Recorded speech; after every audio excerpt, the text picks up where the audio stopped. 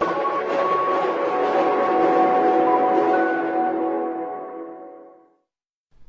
Chris Opernaut, and I teach in the Department of Philosophy at the University of New Orleans.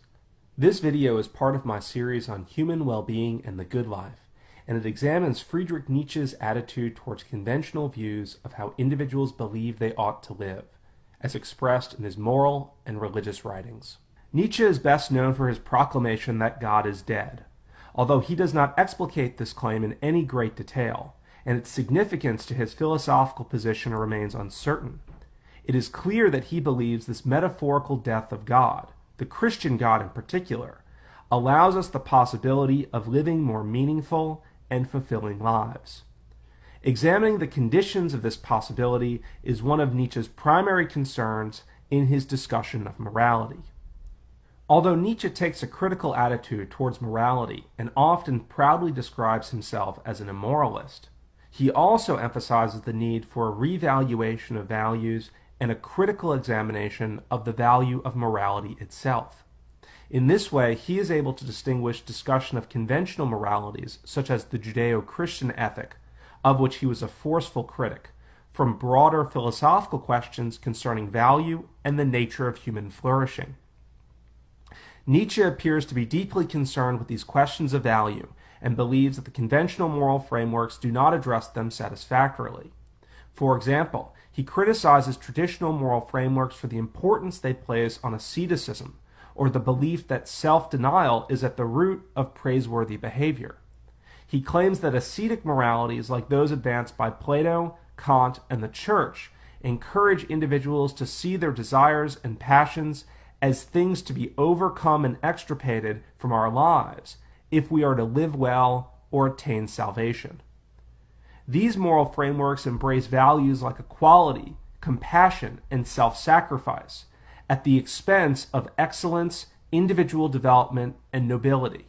And, as a result, they are life-denying. They encourage leveling down and suppressing human greatness in order to uphold democratic values and making life better for everyone.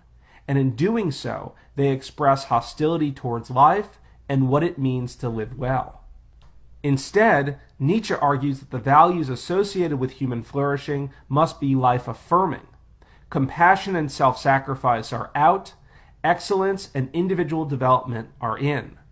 While compassion and self-sacrifice may benefit people in the short term by helping to relieve their suffering, Nietzsche claims that the dominance of these life-denying values leads us to neglect the degree to which suffering and struggle are necessary conditions of individual development and human excellence. But while Nietzsche associates human flourishing with life-affirming values, he is also cautious to avoid giving the impression that he means to prescribe a course of action or set of values as being appropriate for all individuals. This reluctance to issue universal prescriptions may be best explained by the fact that Nietzsche's skepticism extends beyond particular questions about morality and to more general questions about knowledge and our ability to escape our own perspectives. Nietzsche is not looking for followers, nor is he concerned to develop a theory of morality or what it means for a human being to live well. Instead, his writing attempts to disrupt old conceptual schemes. He wants to encourage individuals to think for themselves about what matters beyond the confines of conventional categories of good and evil, and to encourage them to structure their lives and the societies in which they live accordingly. This emphasis on self-reflection reaches its pitch in a criterion Nietzsche cites as the measure of human greatness, amor fati, or love of one's fate. For a person to succeed in loving his fate, he must look back on all of his experiences, the suffering and the hardship, as well as the success, and to want nothing to be different, and to recognize that in some sense, it simply could not have been different. Sometimes, Nietzsche suggests that it is only when a person is capable of taking this attitude toward his personal history that he has lived a truly meaningful life. But other times he seems to raise doubts that taking this sort of attitude is possible. Whatever we think about the possibility of wholly affirming one's past, Nietzsche's constant approval of the aspiration to do so makes clear the extent to which living a full human life requires individual reflection and taking a cautious attitude towards conventional moral categories.